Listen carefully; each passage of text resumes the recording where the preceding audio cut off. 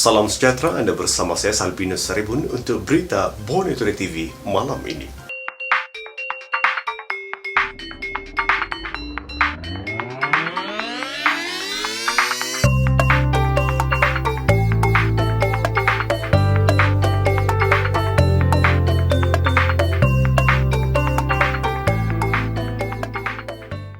Semua kenderaan persendirian, pengangkutan awam dan pengangkutan barangan komersial hanya dibenarkan beroperasi 6 pagi sehingga 6 petang sahaja sepanjang fasa kedua PKP di Sabah. Kerajaan Sabah menetapkan semua kenderaan persendirian, pengangkutan awam dan pengangkutan barangan komersial hanya dibenarkan beroperasi dari 6 pagi sehingga 6 petang sahaja sepanjang fasa kedua Perintah Kawalan Pergerakan PKP. Perkara itu diputuskan dalam mesyuarat Pusat Arahan COVID-19 Sabah di Kota Kinabalu hari ini. Setiausaha Kerajaan Negeri Datuk Safar Untung berkata, bagi kenderaan persendirian hanya seorang sahaja dibenarkan berada dalam kenderaan, kecuali bagi kes-kes kecemasan seperti ibu mengandung atau ingin mendapatkan perkhidmatan kesihatan. Untuk pengangkutan awam yang dibenarkan beroperasi seperti teksi, kereta sewa, e-hailing atau Grab pula, hanya pemandu dan 2 penumpang sahaja dibenarkan. Kesemua pemandu dan penumpang diwajibkan memakai topeng penutup hidung dan mulut. Kenderaan pengangkutan komersial yang membawa barangan keperluan seperti hasil tani dan ubat-ubatan juga hanya dibenarkan beroperasi sehingga 6 petang. Sementara itu, waktu operasi pasaraya, kedai runcit, kedai serba neka, restoran makanan segera dan stesen minyak pula dilanjutkan sehingga 6 petang berbanding sehingga 5 petang semasa fasa pertama PKP. Waktu operasi stesen minyak yang sebelum ini sehingga 2 petang pula dilanjutkan sehingga 6 petang. Untuk perkhidmatan penghantaran makanan bermotosikal seperti GrabFood dan Foodpanda juga dibenarkan beroperasi dari 6 pagi hingga 6 petang. Sementara waktu operasi pasar awam kekal dari 6 pagi sehingga 2 petang. Manakala pasar malam, pasar tani, tamu dan bazar Ramadan tidak dibenarkan beroperasi. Perkhidmatan bengkel dan kedai tayar termasuk bengkel motosikal terpilih hanya dibenarkan beroperasi dari 8 pagi hingga 2 petang pada Isnin, Rabu dan Jumaat. Untuk kedai makanan peliharaan haiwan pula dibenarkan beroperasi dari 8 pagi hingga 2 petang pada setiap Isnin, Rabu dan Jumaat. Sementara operasi industri dan kilang berasaskan makanan dan perubatan dibenarkan beroperasi dari 8 pagi hingga 5 petang berdasarkan syarat-syarat yang ditetapkan. Kerajaan Sabah mengarahkan Jabatan Kejar Raya JKR Sabah untuk membaiki dan menggantikan kerosakan kemurahan asas di setiap pusat kuarantin di negeri ini, kata Setiausaha Kerajaan Negeri Datuk Safar Untung. Menurutnya, mana-mana pusat kuarantin di Sabah yang memerlukan pembaikan akan dibaiki menggunakan peruntukan kerajaan negeri meskipun bangunan pusat kuarantin itu adalah bangunan kerajaan persekutuan. Baru-baru ini, sebuah video tular di media sosial yang memaparkan keadaan kemurahan asas sebuah pusat kuarantin di Sabah yang kurang memuaskan. Sebanyak 24 pusat kuarantin diwujudkan di Sabah bertujuan mengasingkan individu berisiko dijangkiti COVID-19 atau menjangkiti individu lain dalam usaha membendung penularan wabak itu. Mengulas pusat kuarantin di Hotel 3 Bintang, Safar berkata Sabah ketika ini telah menggunakan 2 hotel untuk menempatkan mana-mana individu yang baru pulang dari luar negara dan perlu menjalani kuarantin selama 14 hari.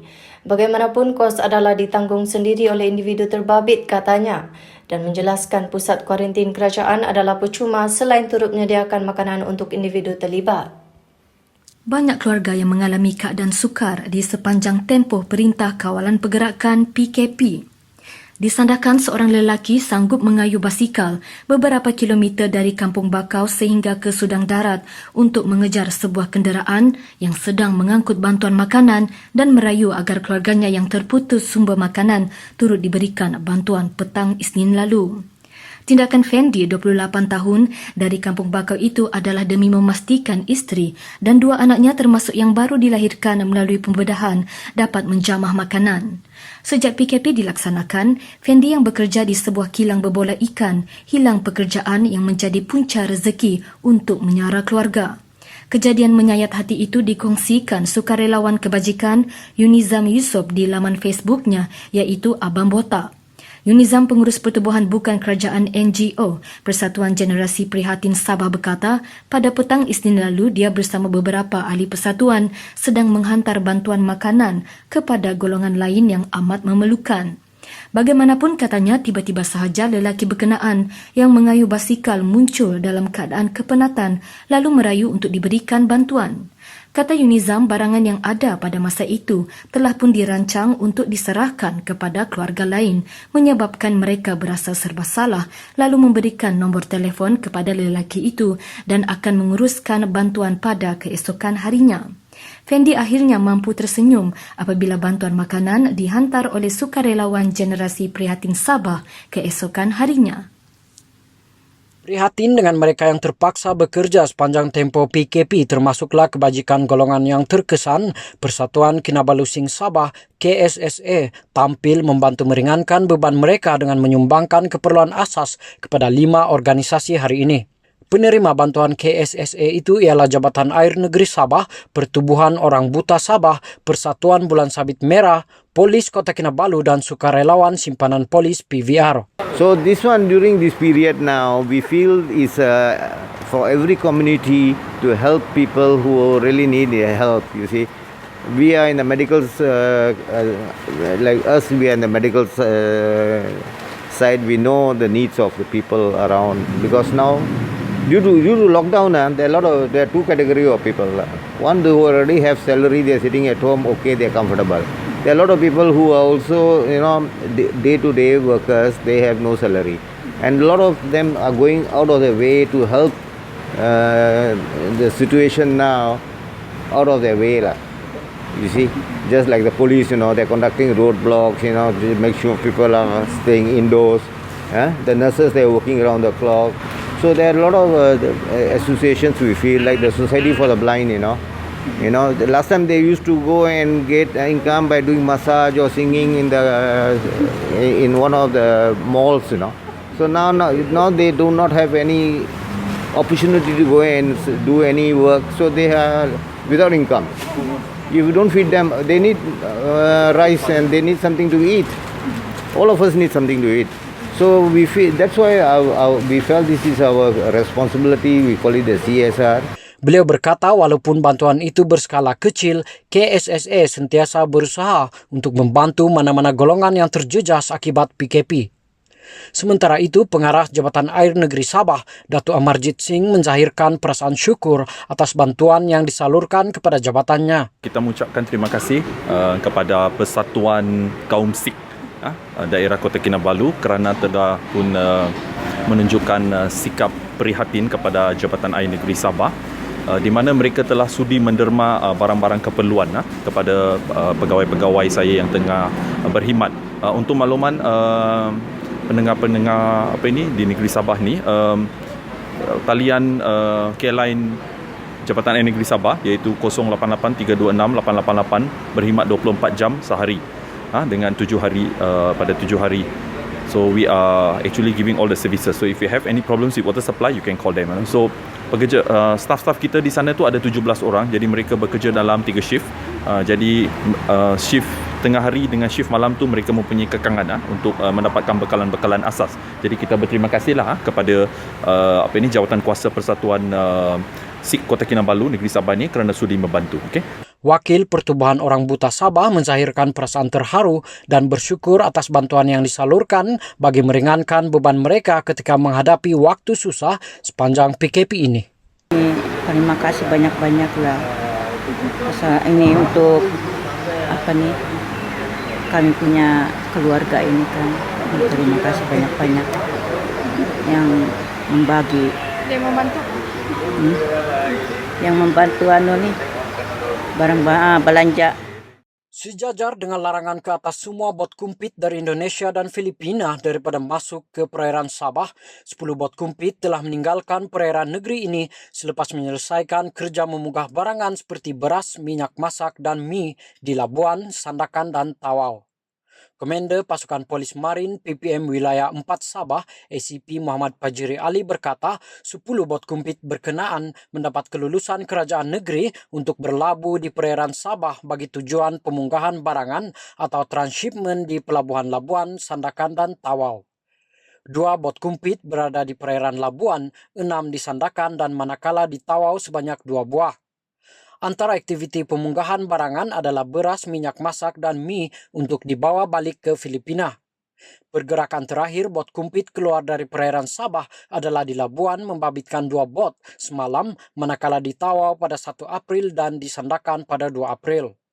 PPM Wilayah 4 akan memantau secara berterusan pergerakan bot kumpit di perairan Sabah dan akan diusir keluar dari perairan negeri ini jika dikesan di sepanjang tempo PKP sehingga 14 April. Di Lahad Datu, seorang penjual arak bukan sahaja ditahan akibat ingkar PKP, tetapi turut disiasat mengikut Akta Kastam 1967 kerana dipercayai menjual minuman keras yang diseludup dari negara jiran. Dalam kejadian jam 6.55 petang semalam itu, suspek 58 tahun ditahan pihak berkuasa yang melakukan sekatan jalan raya di pos kawalan polis bantuan Felda, pintu 55. Ketua Polis Daerah Lahad Datu Asisten Komisioner Nasri Mansur berkata ketika ditahan suspek dalam perjalanan menaiki sebuah Pro 2 Alza ke kampung Membatu Tungku yang jaraknya melebihi 10 km untuk menjual arak. Turut ditemui 83 botol arak dipercayai diseludup dari Filipina dianggarkan bernilai lebih Rp1.700. Selain melakukan kesalahan ingkar PKP, suspek turut disiasat mengikut Seksyen 135-1-D Akta Kastam 1967. 2 agensi kerajaan di Tawau, Giat Mara dan Penjara menyumbang kepakaran menyediakan peralatan pelindungan diri PPE untuk membantu petugas barisan hadapan yang bertungkus lumus memerangi wabak COVID-19. Pengarah Giat Mara Sabah, Sapli Awang Damit berkata, 6 tenaga pengajar dari Giat Mara Tawau bekerja sejak 30 Mac lalu untuk mengukur, memotong dan menjahit bahan untuk dijadikan satu set lengkap PPE. Katanya kain untuk menghasilkan PPE dibekalkan oleh Kementerian Kesihatan. Giat Mara turut merancang melakukan aktiviti yang sama untuk membantu petugas barisan hadapan di Kota Kinabalu.